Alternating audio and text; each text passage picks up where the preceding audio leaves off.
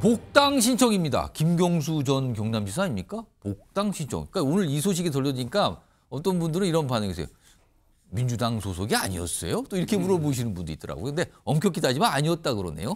자, 우선 김경수 전 지사 요새 언론 인터뷰에도 좀 나오고 있어요. 그러면서 무슨 얘기를 꺼내놓고 있는데 목소리 들어보죠. 일단은 민주당이 이제 품을 넓혀야죠. 그래요? 그리고 제가 이제 이재명 대표께도 포용과 통합을 위해서 구체적인 실천을 부탁을 드렸던 거고 우리가 반드시 이길 수 있는 대선을 만들려면 어떻게 해야 되냐. 이 부분은 지금부터 논의를 해야 된다. 그게 제가 글을 올렸던 취지이기도 하고 네. 신상김 이런 그 얘기도 자, 이기는 대선을 만들기 위해서 각자의 역할이 뭐가 필요할지를 논의하는 과정으로 봐야 되고 그렇게 힘을 모아 나가면서 적절한 시기가 됐을 때 어떤 역할을 할지는 그때 가서 판단해야 될 문제라고 생각합니다. 자, 최근에 김경수 전 지사, 민주당 그리고 이재명 대표를 겨냥했던 비판적인 발언 굉장히 강하게 하고 있죠. 동시에 개헌 얘기도 구체적으로 꺼내서 이거 가야 됩니다라고 또 약간 압박성 발언도 하고 있죠. 이런 가운데 화면 보겠습니다. 복당 신청을 했답니다. 최근에요. 앞서 제가 말씀드렸죠. 많은 분들이 민주당 소속 아니었어요? 근데 아니었어요, 지금까지. 왜 그런가 하면 2021년 7월에 이 드루킹 댓글 조작 사건으로 유죄가 나왔잖아요. 징역형이 확정되면서 자동 탈당이 됐어요, 민주당에서. 그러니까 지금이 당적이 없는 거였었네요, 그동안. 그런데 지난달 30일이니까 최근입니다. 직전 당적지인 민주당 경남도당에 복당 신청을 했답니다. 현재 절차가 진행 중이라는 거예요. 박원석 전 의원님, 네. 혹시요 요즘 상황 사실은 민주당 내의 친명계에서 지금 강한 목소리를 내고 있는 김경수 전 지사에서 약간 반대하고 반박하는 그리고 비판하는 반응까지 나왔거든요. 이런 상황인데 혹시 민주당에서 김경수 전 지사의 복당을 혹시 안 받아줄 가능성이 있을까요? 혹시라도 그런 가능성은 없다고 보고요. 없습니까? 그 드루킹 사건이 확정되면서 예. 피선거권 상실형을 받게 되니까 그 대한민국 정당법상 당적을 가질 수 없거든요. 규정상 그럴 수밖에 자동 당적이 상실됐다가 사면복권이 됐지 않습니까? 다시 이제 피선거권을 획득한 상황이어서 복당 신청을 한 거고 당연히 복당되리라고 보고요. 최근에 이제 김경수 지사가 이러저러하게 이른바 이제 이재명 대표 독주 체제에 대해서 문제 제기를 하고 있고 통합 포용 확장 행보를 해야 된다. 예. 근데 그게 뭐 틀린 말이 아니잖아요. 그런데다가 얼마 전에 있었던 최고위원회에서 이른바 이제 친명계의 예. 뭐 반발이나 이제 그에 대한 비판에 대해서 이재명 대표가 너무 그렇게 예민하게 반응하지 말자. 그러고 나서 의원들이 막 글도 지우고 그랬어요. 예, 예. 그래서 아마 이재명 대표도 이제 저런 그 이른바 이제 비명계의 문제 제기까지 예. 이 통합하고 포용하고 나아갔을 때 이제 임박한 조기 대선에서 경쟁력을 가질 수 있다라는 판단은 할 거예요. 다만 이제 이 당내 강성 지지층이나 혹은 의원들 중에 그런 어떤 좀 강한 의견을 갖고 있는 그런 비판이 일부 있을 수는 있겠으나 그게 뭐 김경수 지사를 그렇다고 해서 복당을 안 시키거나 뭐 정치적으로 밀어내거나 그런 정도까지 감정적으로 격화되지는 않을 것 같다. 그런 판단입니다. 김철영 교수님. 네. 지금 보면 앞서도 전해졌지만 김경수 지사 개헌 주장을 하고 있거든요. 지금 비명계들 목소리 하나 둘 나고 있는데 혹시 이 개헌을 딱 명분을 삼아서 비명계가 뭉치면서 이재명 대표를 압박하는 상황으로 가는 겁니까? 그럼? 그래서 현재는 보면 지난 총선을 통해서 보면요, 그 비명계가 구친문계거든요. 구 문재인 뭐 대통령 계보인데 사실은 지난 총선을 통해서 한때 주류였던 구친문계가 다 몰락했습니다. 그래서 지금 보면은 비명계라고 해봤자 다 모래알로 흩어지고 지금 다 각자도생한 상태거든요. 그래서 저는 김경수 전 지사가 어쨌든 본인이 일단 대선 이슈라든가 여러 가지를 꺼내면서 구친문계의 어떤 적통으로서 예. 과거의 구친문계를 조금 정치적으로 규합하고 있는 그런 상태로 보이거든요. 그런 과정에서 아마 이재명 대표가 만약 선거법 항소심에서 어떤 유죄가 그대로 유지가 된다면 예. 나름대로 김동연 전 경기도지사를 중심으로 아마 새로운 대항적인 어떤 그런 움직임을 만들어낼 수도 있고 예. 만약에 이재명 대표가 그대로 간다고 하더라도 이제 비명계가 나름대로 민주당 내에서 정치적으로 활동할 수 있는 공간을 만들려고 하는 시도로 예. 보이거든요. 근데 저는 김경수 전 지사가 그나마 그냥 페이스메이커밖에 못한다고 생각하는 게 정치적으로 재개하기가 굉장히 힘들다고 보는 게요. 첫째는 어쨌든 드루킹 댓글 조작 사건이라는 것이 이게 어마어마한 사건이거든요.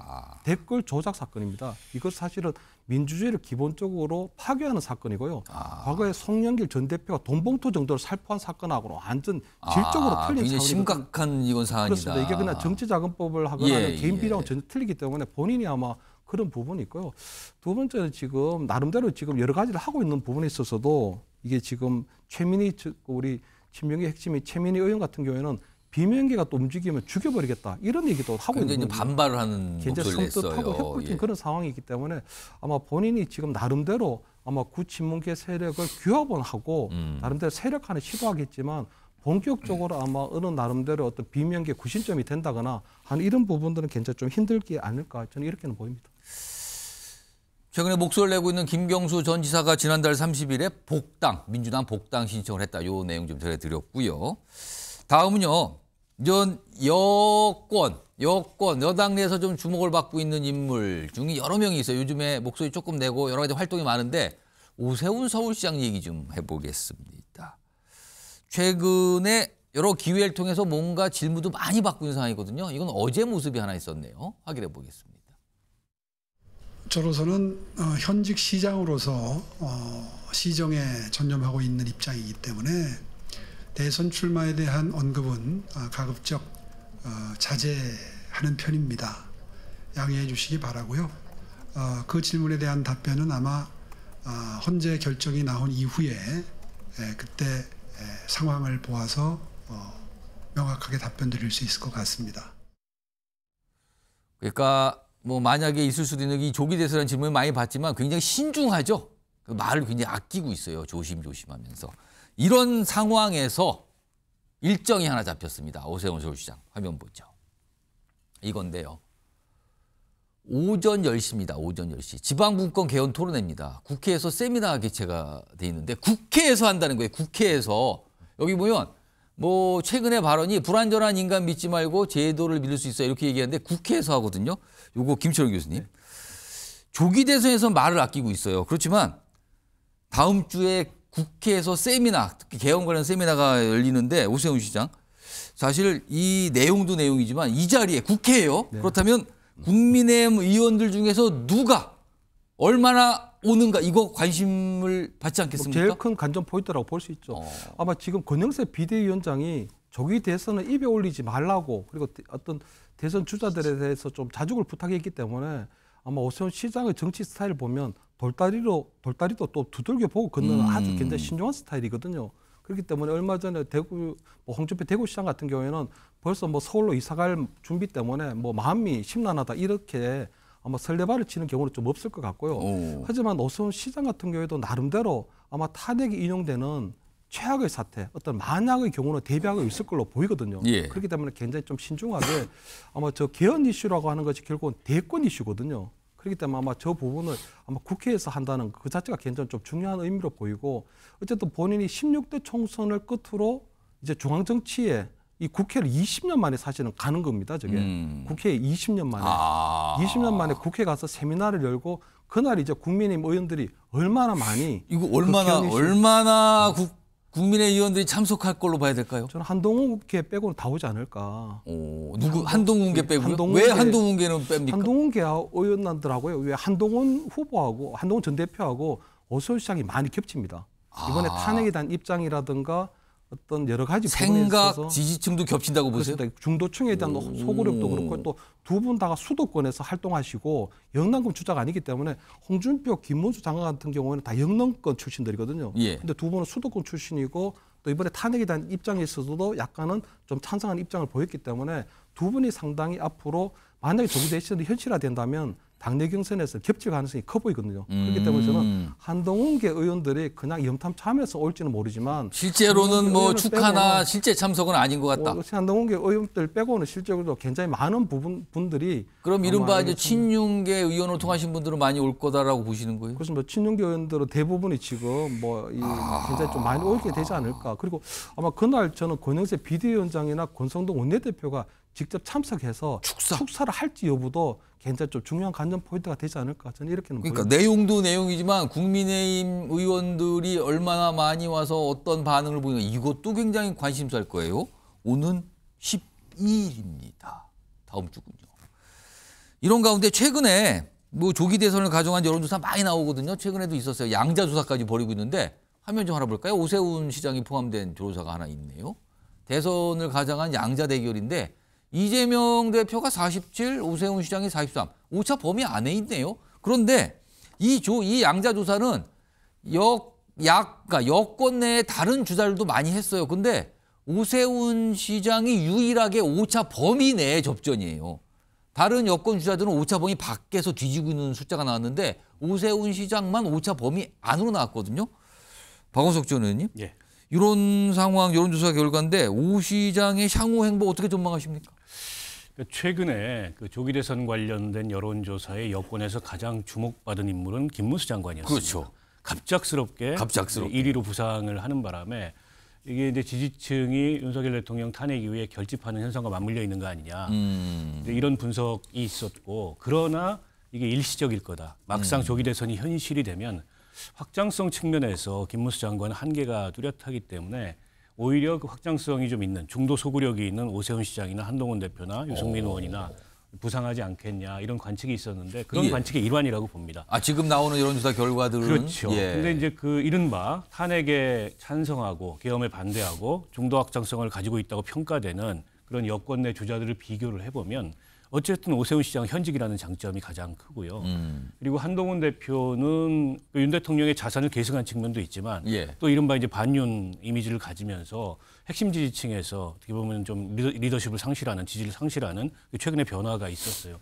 유승민 의원은 원래부터 더 씌워져 있는 배신자 프레임 때문에 이제 당 내부적으로 지지층의 확장성을 보여주지 못하고 있고 그런 면에서 막상 이게 이제 조기 대선이 현실이 되고 국민의힘 경선이 열렸을 때 오세훈 시장이 잠재력이 가장 크지 않느냐 이런 관측들이 많이 있고 당 내에서도 아직까지는 조기 대선을 입에 올리기를 좀 꺼려하기 때문에 뚜렷한 움직임이 드러나고 있지 않습니다만 이른바 이제 의원들의 그런 그 의중이랄까 이런 게 오세훈 시장으로 많이 쏠리고 있다 이런 최근의 관측이 있어요. 그래서 아마 12일 날 세미나 할 때 얼마나 많은 의원들이 등장하는지를 보면 당내 기류 변화를 좀 읽을 수 있을 것 같습니다. 그날은 얼마나 많이 모여 있는가 이게 굉장히 중요한 건데 김철웅 교수님 앞서서 이제 외신 기자회견이 있었거든요. 근데 여기에서 뭐 대선 출마 질문 나왔는데 그거는 뭐 지금 얘기할 게 아니고 나중에 뭐 약간 이런 거였잖아요.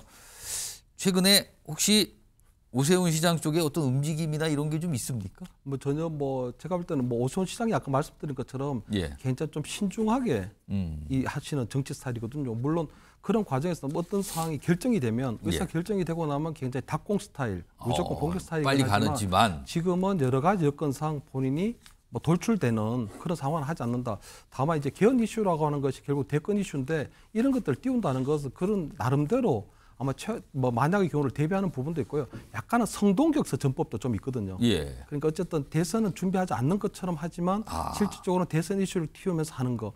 그래서 아마 이번에 개헌 이번 이슈로 그런 맥락일까요? 그렇습니다. 이번에 개헌 이슈 끝나고 나면 그 다음에는 아마 경제 부분이나 아니면 외교나 이런 식으로 그 다음에 주제를 조금 브로드하게 조금 끌고 갈 가능성도 있지 않을까. 그렇게 되면 사실은 대권 행보를 하는 건 아닌데. 대권 행보를 하는 건 아닌데 어떤 국가 경영과 관련된 여러 가지 부분들의 어떤 세미나를 통해서 점점 오세훈 대세론이라고 하는 그런 부분들을 좀 만들어 나가는 그런 밑그림을 그리고는 있지 않을까 이렇게는 보입니다. 알겠습니다. 지금 윤석열 대통령 관련된 촉보가 좀 들어왔다 그러네요. 확인해 보겠습니다. 황교안 전 총리가 윤석열 대통령 형사재판 변호인단에 합류했답니다. 다시 한번 알려드리죠. 황교안 전 총리, 윤석열 대통령 형사재판 변호인단에 합류했답니다. 도움을 주겠다는 거죠? 이건 어떻게 봐야 될까요? 박원석 전 의원님 어떻게 봐야 됩니까, 이거? 근데 이제 두 분이 공이 이른바 이제 부정선거 음모론에 깊이 심취해 있고 거기서 이제 형성된 공감대가 굉장히 크다고 봐요. 그리고 황교안 전 총리 같은 경우에도 정치적 활로가 좀 필요하잖아요, 당내에서. 저분도 이제 대선 경선이 열리면 분명히 참여할 겁니다. 근데 지금으로서는 이제 황교안 총리는 지난번에도 컷오프가 됐지만 길이 쉽지 지금도 않다. 전혀 기반이 당내에 없거든요. 그래서 오히려 핵심 지지층들한테 어필할 수 있는 저런 활동이 하나의 방안으로서 윤 대통령 형사재판에 참여하고 또 본인이 주장해왔던 그 부정선거론을 이 변론 과정을 통해서 이제 강하게 펼치겠다 이런 뭐 포석이 아닌가 싶습니다. 김철웅 교수님 어떻게 보세요? 어떻게 좀 평가하실까요? 일단은 뭐 한교안 전 국무총리 같은 경우에는 또 법무부 장관도 했기 때문에 예. 나름대로 아마 형사법 특히 그렇죠. 공안법 법적으로는 관련해서는 좀 뭐. 있으니까 아마 나름대로 조금 힘을 보태려고 하는 그런 부분이 있지 않을까. 다만 이제 오늘도 어제도 보면 그 윤석열 대통령이 보면 그 선관위에 들어간 부분에 있어서 군인을 투입시킨 부분을 지시했다고 본인이 밝혔거든요. 밝혔거든요. 그런데 그 부분도 보면 부정선거론에 대한 얘기를 하고 있는데 그렇습니다. 황 전 총리 같은 경우에는 굉장히 부정선거론에 대해서 굉장히 강하게 지금 어떤 여론을 만들고 있는 분이기 때문에 그런 것들이 이제 어떻게 이제 국민들에게 비춰질지 이런 부분들은 굉장히 좀 조심스러운 부분이 있다 이렇게 말씀드립니다. 알겠습니다. 속보 들어와서 전해드렸습니다. 다시 한번 말씀드릴까요? 황교안 전 총리 윤석열 대통령 형사재판 변호인단에 합류했다는 속보가 들어왔습니다.